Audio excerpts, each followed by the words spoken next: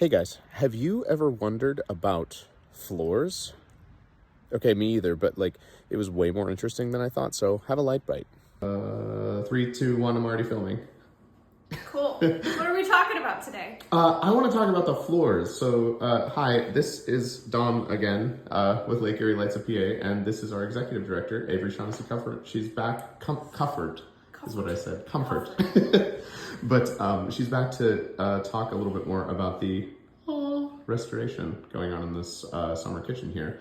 And today we're going to talk about the floor. There it is.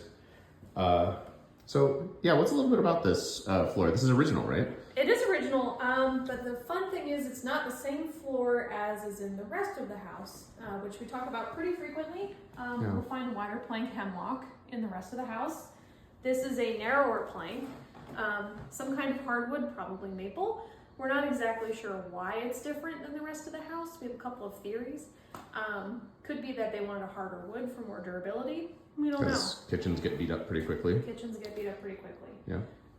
And I guess, because I did hear that hemlock, which I'm pointing at now, hemlock in the rest of the house is becoming rarer and rarer, and we don't know if maybe they couldn't find maple. We don't know if, or maybe we're making that up. We're not sure, but that's part of our research that we're involved in right now. Yeah, so hemlock is still widely available, but what's not widely available is wide plank hemlock. Needs to come from older growth trees, which were on the peninsula for quite a long period of time. Obviously with climate change, that has changed considerably, and hemlock is just not growing as wide as it used to. So it could be that they used up all the wide plank hemlock that they could find, and they went with maple in there. Instead. Yeah. Yeah. Awesome. And I noticed this section over here of original half-inch plywood, which I don't think that is original. So what's this about? Yeah, not original. Back in the probably about 1950s, whenever Loretta Brandon lived in the lighthouse, so that was post lightkeeper. That was we'll call them stewards of the house at the time. I'm sorry, you match the background. It's actually pretty cool. I'm very aesthetically pleased. Carl Wunsch actually installed a half bath for his daughter and his wife when they were living in the house. So this section here was actually the half bathroom. Cool. And this is actually you can see down into our basement if I select the right. Oh, there it is. You can barely see, but you can actually see better in person. Interesting. Camera's not really doing it justice. So now, because of this, though, we've also discovered these two things. So we'll pop on over there next. So here we have two gooey pieces of metal. This is very exciting, Averie. What are these? Gooey pieces of metal. That is very creative. So these two pieces of metal, back in the 20s, Andrew Shaw actually brought water into the lighthouse. There is a cistern actually below us, directly in the basement. So that water would have been pumped up and would have been used for the sink. So whenever we have our new sink, we'll be putting it right here where it would have been in the 20s. Awesome. So that's part of the restoration, or is that preservation? Preservation. Preservation. Yes, there is a difference. Okay. So we talk a lot about restoration and preservation. They are different in nature. If you look up the Secretary of the, Secretary of the Interior Standards for the Treatment of Historic Properties. That sounds like there's an acronym. Is there an acronym? No, not that I know of. Wow, they should get on that acronym. Anyway, it defines 3 basic modes for caring for historic sites, and that's preservation, restoration, and rehabilitation. We are doing the preservation approach, which suggests that you are returning your site to its period of significance, but you are using that site for maybe a different purpose. So in this sense, we're using it more as a museum site. In the sense of true restoration, you'd be using it for its original purpose. So we're not planning on doing a lot of actual cooking with that stove, but yeah, that makes sense. We're not doing any cooking, so nothing's getting plumbed in.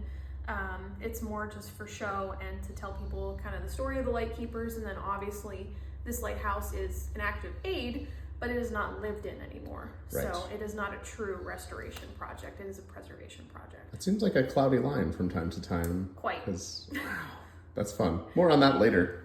But here's some pieces of metal. This one, I don't know what this is. So like if this was, you were saying this is plumbing, this is for the original sink. I've never seen square plumbing. I don't know what that would be. I'm not sure either. We might need to uncover it, find out a little bit more, and let you know a little bit later. But the extra fun thing we have uncovered is that some of this coating here, it was very common that people would paint their floors for years and years and years. It was usually cheaper than sanding and refinishing.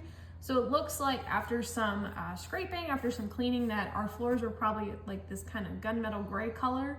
It's kind of like a tannish gunmetal gray color. Yeah, so. it's like, yeah, there's a lightness to it too. Yeah. That's interesting. So it's very common that homes back in the day would paint their floors. So I'm sure that some of our viewers watching probably had parents or grandparents that painted their floors. And if they did, tell us what color they were. I did. They were not gray. They were not gunmetal gray. I know that much. Sometimes they would do red. Red? Red would be fun. Red would be like, what room would you put red in? Like a kitchen? Maybe I feel a like a kitchen would be weird. Sure. Okay, bye. So here is the sort of transition point between the summer kitchen and that's the summer kitchen, the one that's being restored, as you can tell by the huge mess we're making. But here are the floors in the rest of the home. You can tell we have to clean. There's a little bit of a plaster being tracked, probably by us, but that's okay. That's okay. But that's our Fresnel lens. You'll see that soon, I promise.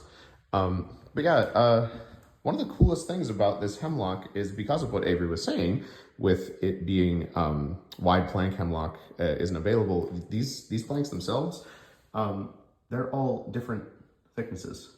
None of them are really like exactly the same.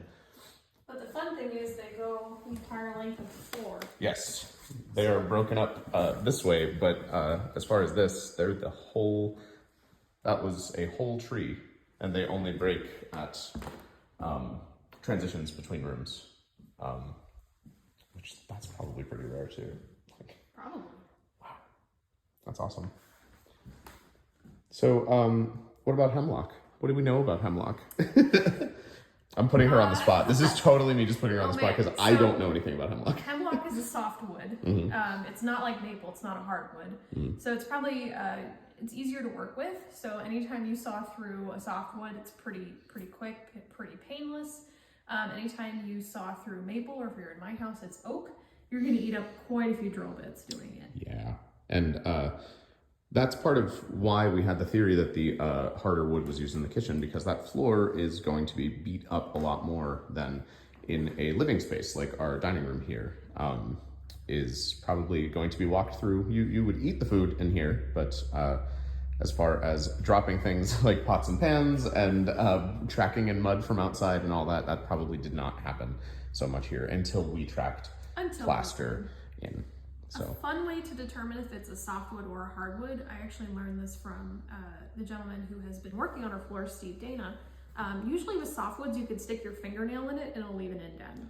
Hardwoods, you cannot. Now, I can't say that's the case for every single softwood you would find out there, but it is pretty common for pine. Because, I mean, some people have those really, like, hefty fingernails, too. Like, you might be able to, like, if you had, that's probably not a thing. Maybe that's it. Maybe there's a thing. I don't know anything about that.